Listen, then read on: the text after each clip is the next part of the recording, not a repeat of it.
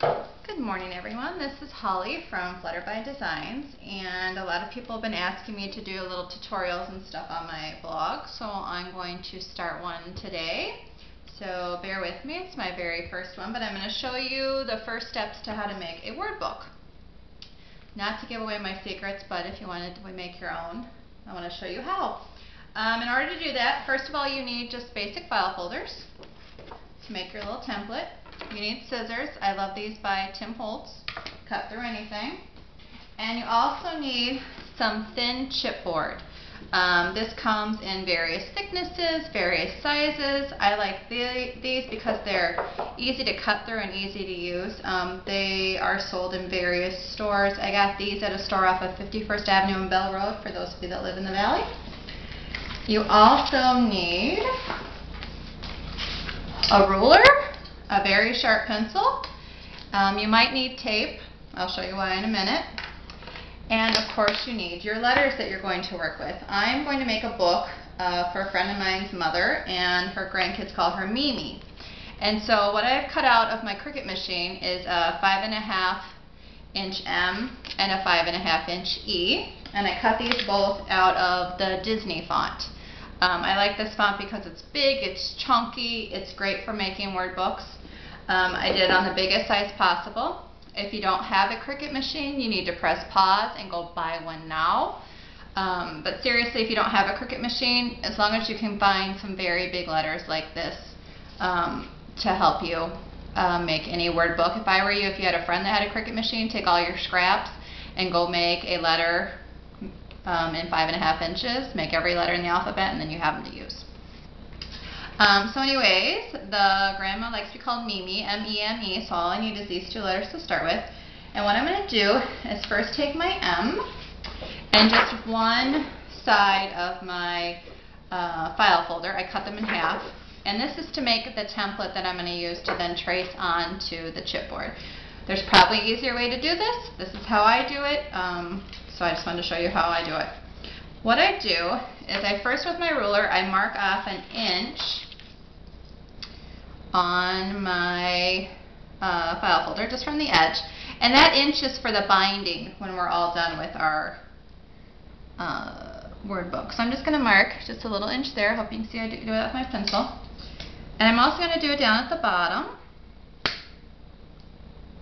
Don't worry if you're not perfectly straight or perfectly in an inch. I never measure perfectly. And when I take my M, I'm going to make sure that it lines up with that inch. If you can see that. I'm not going to put my M all the way along the edge. I want to line it up at that inch because I'm going to be poking the edge with holes later on, and I need somewhere to poke it. So I'm just going to line up my M like that, and I'm going to trace my M all the way around. This is going to be the first letter of my book. The only thing I'm not going to trace is this outer edge because I'm going to extend the top of the M all the way across. And I'll show you why in a minute. So I'm just going to remove that. I'm going to take my ruler, and I am actually going to just make sure that my M, that both pieces of the M are the same height. Just like that. You can see that. Can't really tell. Again, this is my first one, so if it's totally bad, just let me know. And I'm just going to cut this out. If you don't have fancy Tim Holtz scissors, you don't need them. They're just nice because if they get sticky, if you cut through tape, it will not stick to your scissors. So they are worth the extra money. But if you just have kitchen scissors or any other craft scissors, they work just fine. So anyways, I'm going to cut that out.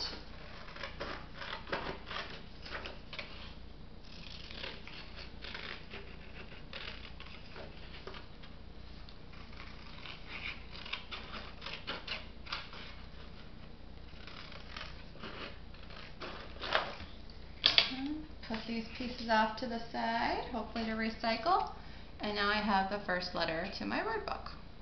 Okay? If you can see over here, I left plenty of room to put binding. I usually poke 2 holes and just use some metal circles, but if you have a bind-it-all machine, whatever you have to use, you just want to leave enough room here on the side to bind it, which we'll do later on. What I'm going to do with my second letter now is I'm going to take my other half of my file folder, and I'm going to first lay down my M, just like that, so it lines up exactly, because I already measured the inch, so I know that that'll be an inch again. And what I'm going to do is I'm going to take my E and I'm going to slide it underneath so I can kind of gauge where I need to start tracing my E. If you can see here, it doesn't need to be, I don't want it all to show or it's going to be too long of a book. So I'm just going to slide it over a little bit just so I can still tell it's an E. Take a look at it myself. I think that'll work.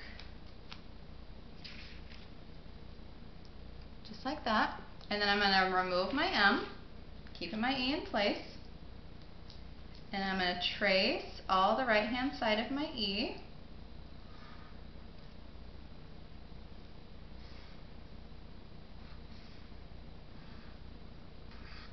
If you don't trace well, don't worry about it. Then I'm going to pick that up and I'm going to extend that line all the way to the left. And I'm going to cut that out for you quickly. That's not very exciting to watch somebody else cut. I am not a straight cutter. Ask anyone that knows me. So you obviously do not have to be perfect to do one of these workbooks. And again, we're just making the template. I like to make templates because then if I ever have to make that word again, I already have the template made. And that way if I mess up on the file folders, it's not like messing up with the chipboard.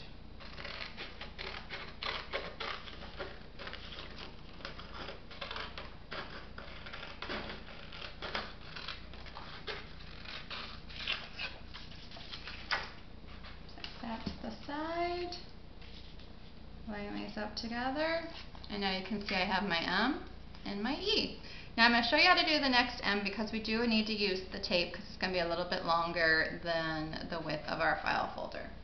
So again, I'm going to take the M and the E, create another file folder, put my M and my E down again, and I'm going to slide my other M back in, kind of see where it should go. It goes underneath, it always goes underneath the letter. Again, I want them to still see the M, but not the whole M. And if you see, it kind of sticks out a little farther than my file folder. So what I'm going to do is I'm going to take some of my file folder that I already cut, and I'm just going to tape it right next to my other file folder to make it a little bit longer.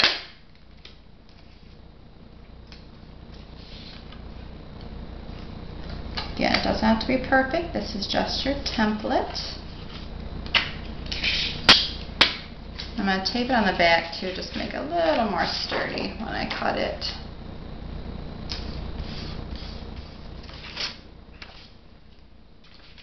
Just line it up again. Make sure it's what I want. It's just going to hang over just a tad. And I would then trace it and cut it out and do the same thing for my last E. So I'm going to stop it right now so you don't have to watch me do all that, and then I'll come back and show you how to transfer it on the chalkboard.